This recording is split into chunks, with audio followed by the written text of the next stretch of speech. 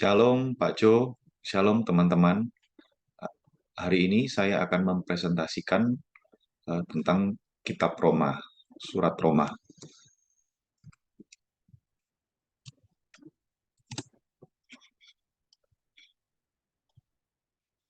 Perlu kita ketahui latar belakang pada masa itu, eh, Kekaisaran Romawi menjadi pusat pemerintahan dan militer dunia. Kota Roma dibangun di atas Sungai Tiber dekat pesisir Laut Tyrrhenian. Populasinya mencapai 1 juta jiwa. Dan kota Roma ini merupakan salah satu kota terbesar di Mediterania, bersama-sama dengan kota Alexandria di Mesir, Antioquia di Syria, dan Korintus di Yunani.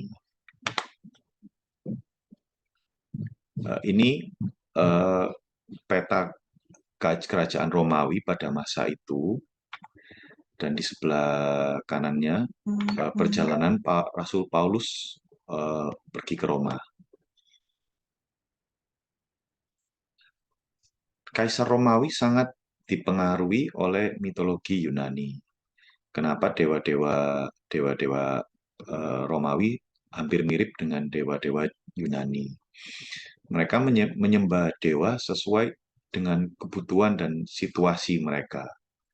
Dan pada masa itu kota Roma menjadi tempat berkumpulnya budaya dari berbagai macam bangsa-bangsa. Gereja mula-mula tidak diketahui kapan berdirinya gereja di Roma. Mungkin dari penelitian para orang Yahudi dari Yerusalem yang menyaksikan pada waktu hari Pentakosta, mereka kembali ke Roma, dan gereja di situ dimulai dari sinagog.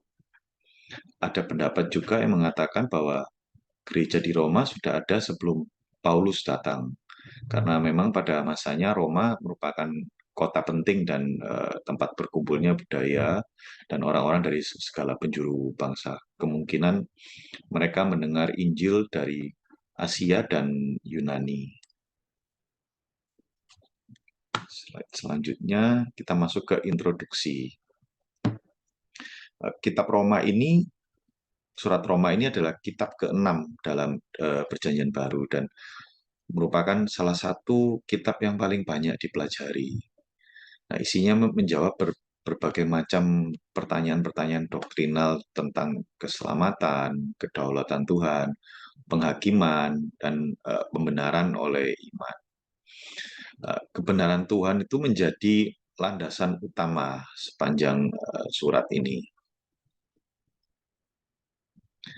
Penulis Paulus dipastikan adalah penulis surat Roma, karena identitasnya tercantum di awal surat. Nah, fakta pendukung lainnya yang bisa kita pelajari bahwa di situ tercantum bahwa ia merupakan keturunan suku Benyamin, dan ia memberikan salam kepada Priscilla dan Aquila karena mereka tinggal di Korintus bersama-sama. Dulu Paulus tinggal di rumahnya Priscilla dan Aquila. Dan di situ juga dituliskan bahwa Paulus membawa sumbangan dari gereja Makedonia dan Akhaya untuk orang-orang miskin dan orang-orang kudus di Yerusalem.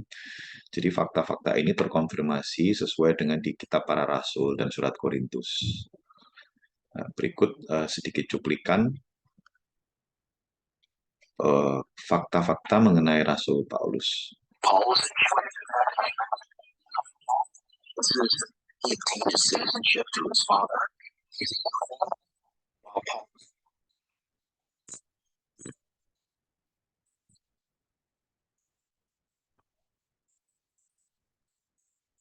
was put,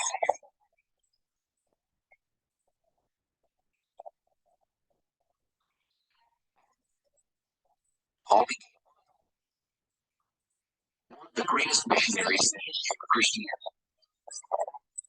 The Gentiles were primarily responsible for spreading the gospel.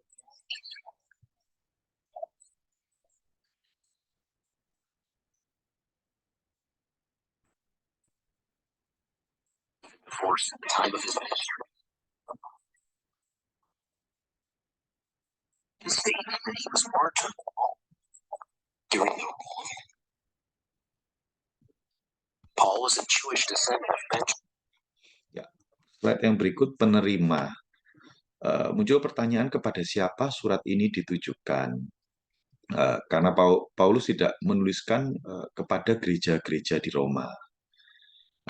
Dia menuliskan kepada kamu sekalian yang tinggal di Roma, yang dikasih Allah, yang dipanggil dan dijadikan orang-orang kudus. Beberapa pendapat ya mengatakan bahwa bisa disimpulkan Paulus menuliskan kepada orang-orang kudus karena keberagaman gereja di Roma. Karena Roma pada waktu itu tempat berkumpulnya bangsa-bangsa sehingga banyak komunitas-komunitas baik dari Yahudi, Yunani dan Romawi. Jadi di situ dicantumkan bahwa kepada semua yang tinggal di Roma. Oke, slide berikutnya waktu dan tempat.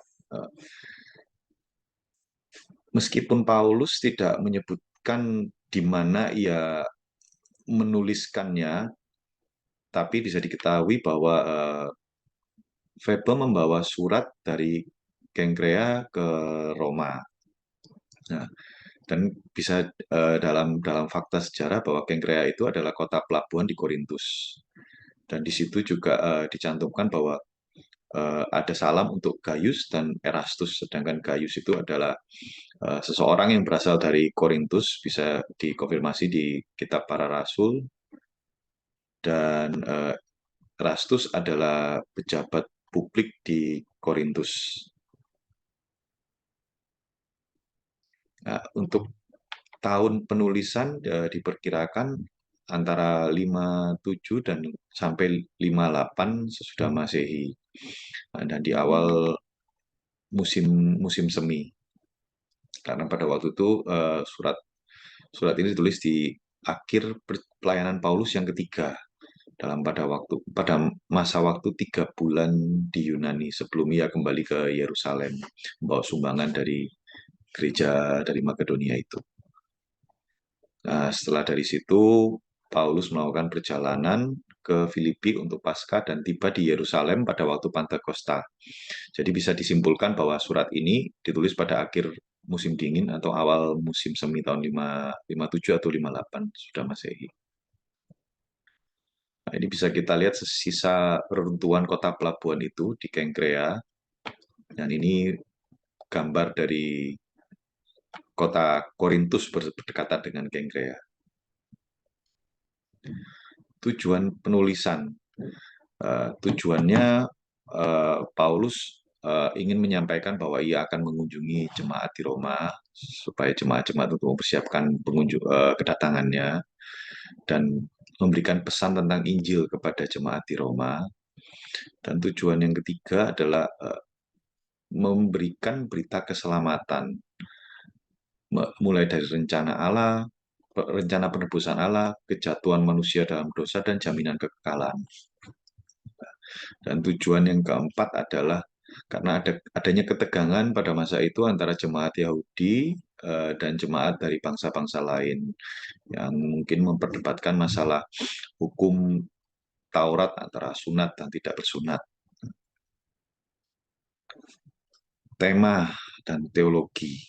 Temanya dalam kitab ini adalah karya Kristus atau Injil, kebenaran Allah dalam Injil, dan manusia yang dibenarkan oleh iman. Sehingga karena dibenarkan oleh iman, mentransformasi hati kita dan ditunjukkan dari perubahan perilaku, gaya hidup, dan diberikan kemampuan supaya hidup dalam kekudusan. Outline dari surat Roma untuk dimulai dari yang pertama, introduksi dari pasal 1 ayat 1 sampai 17, salam ayat 1 sampai 7, dan membangun hubungan pada pembaca ayat 8 sampai 15, penekanan pada Injil ayat 16 sampai 17. Ini mungkin merupakan salah satu tesisnya ya, mungkin tesisnya dari surat Roma. Dan yang kedua, kebenaran Allah dinyatakan melalui hukumannya. pasal 1 ayat 18 sampai pasal 3 ayat 20. Bisa kita bagi di situ hukuman Allah terhadap penyembahan berhala, pasal 1 ayat 18 sampai 32. Di situ ada alasan atas hukuman Allah, ayat 18 sampai 23, dan akibat dari hukuman Allah, ayat 24 sampai 32. Dan bagian kedua, hukuman Allah menurut standar ilahi, pasal 2 ayat 1 sampai 16. Dibagi 3, yaitu kejujuran, ayat 1 sampai 4, bahwa Allah tidak berpihak, ayat 5 sampai 11, dan juga tentang Yesus Kristus, ayat 12 sampai 16. Yang ketiga, hukuman atas kemunafikan, pasal 2 ayat 17 sampai 24. Hukuman atas kemunafikan ini dibagi dua, ya. Hukuman atas ketaatan kepada aturan, pasal 25 sampai 29, dan hukuman atas ketidakpercayaan mereka. Maksudnya mereka di sini ini ya bangsa Israel, ya, pasal 3 ayat 1 sampai 8. Terus yang keempat, hukuman Allah atas semua manusia, pasal 3 9 sampai 20. Semua manusia berdosa dan semua manusia mengenal dosa. Ini poin-poinnya, ya. Dan yang ketiga, kebenaran Allah dinyatakan melalui pembenaran. Mulai pasal 3 ayat 21 sampai pasal 5 ayat 21. Di situ bisa dituliskan penjelasan pembenaran yang dianugerahkan, berarti bahwa itu semua merupakan anugerah dari Allah.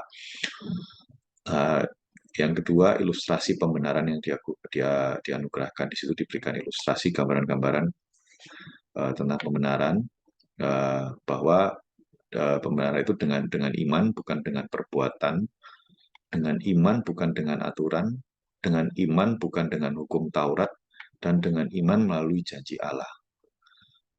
Yang ketiga, hasil pembenaran itu. Ya. Yang keempat, pembenaran Allah terhadap pelanggaran manusia. Terus poin yang keempat lagi, kebenaran Allah dinyatakan melalui pengudusan, pasal 6 sampai 8. Dibagi tiga, dasar dari dibagi empat. Yang pertama, dasar dari pengudusan. Sikap setelah pengudusan ini dibagi menjadi tiga: mengingat karya Kristus, melawan dosa, dan menjadi hamba Allah. Nah, terus yang ketiga, konflik dalam pengudusan. Konflik dalam pengudusan ini dibagi menjadi tiga: orang percaya dan hukum Taurat, pasal 7 1 sampai 6, hukum Taurat dan dosa, pasal 7 ayat 7 sampai 13, orang percaya dan dosa, pasal 7 14 sampai 26. Terus ada kekuatan oleh pengudusan di pasal 8 1 sampai 17, tujuan pengudusan ayat 18 sampai 27, dan jaminan dari pengudusan ayat 28 sampai 39. Poin yang kelima, kebenaran Allah dinyatakan melalui kedaulatannya, itu di pasal 9 sampai 11. Dibagi menjadi tiga poin besar. Kedaulatan Allah dinyatakan, di situ dibagi menjadi 3 poin lagi: hak istimewa bangsa Israel, ilustrasi pemilihan Allah, dan pemilihan Allah dijelaskan. Poin yang kedua, kedaulatan Allah diaplikasikan. Dibagi menjadi 3, bangsa Israel tersandung, penawaran keselamatan Allah, dan penolakan bangsa Israel. Poin yang ketiga, kedaulatan Allah dipenuhi, pasal 11. Dalam pemilihan atas dasar kasih karunia, pasal 11 ayat 1 sampai 10, dan atas bangsa-bangsa, pasal 11 ayat 11 sampai 24, untuk penyelamatan bangsa, atas penyelamatan bangsa Israel, ayat 25 sampai 32, untuk kehormatan dan kemuliaan Allah, ayat 33 sampai 36.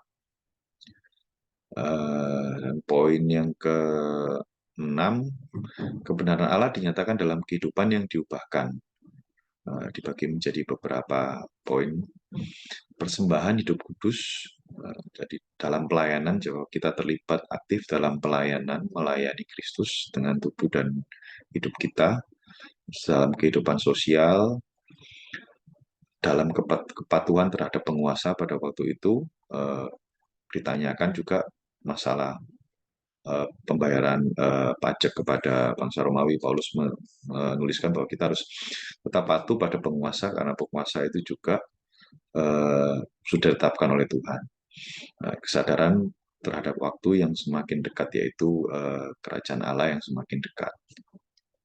Juga dalam menghadapi saudara seiman bahwa kita jangan menghakimi dan tidak memberi batu sandungan, dan kita harus menjadi seperti Kristus.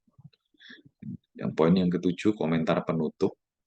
Di situ tuliskan rencana pribadi Paulus di pasal 15 ayat 14 sampai 33, dan salam di pasal 16 1 sampai 16, dan pesan terakhir Paulus di pasal 16 ayat 17 sampai 27. Kesimpulan, kitab Roma mengingatkan kita akan keagungan Tuhan. Ya, Tuhan itu hakim yang maha adil dan keputusannya baik dan benar. Hikmat dan pengetahuannya tidak terbatas, tapi murkanya nyata, tapi kasihnya sangat besar bagi kita orang berdosa. Kita hidup atas dasar kasih karunia. Kita semua berdosa dan sudah merusak hubungan dengan Tuhan. Perbaikan terjadi atas kasih Tuhan sendiri, bukan usaha kita. Jadi bukan perbuatan kita, bukan sama sekali bukan usaha kita, hanya kasih karunia Tuhan. Kristus mati untuk menebus dosa-dosa kita. Jadi percaya Kristus, maka kita diselamatkan. Terus dalam kitab ini juga dituliskan bahwa rencana Tuhan bagi bangsa Israel dan bangsa-bangsa yang lain, bahwa keselamatan itu bukan milik bangsa Israel saja, jadi juga tersedia untuk bangsa-bangsa lain. Dan Tuhan tetap menunggu bangsa Israel sambil memberitakan berita Injil kepada bangsa-bangsa yang lain, menunggu bangsa Israel untuk kembali sepenuhnya kepada Tuhan. Dan kehidupan yang berubah, bahwa kita harus melayani Tuhan dengan tubuh dan hidup kita.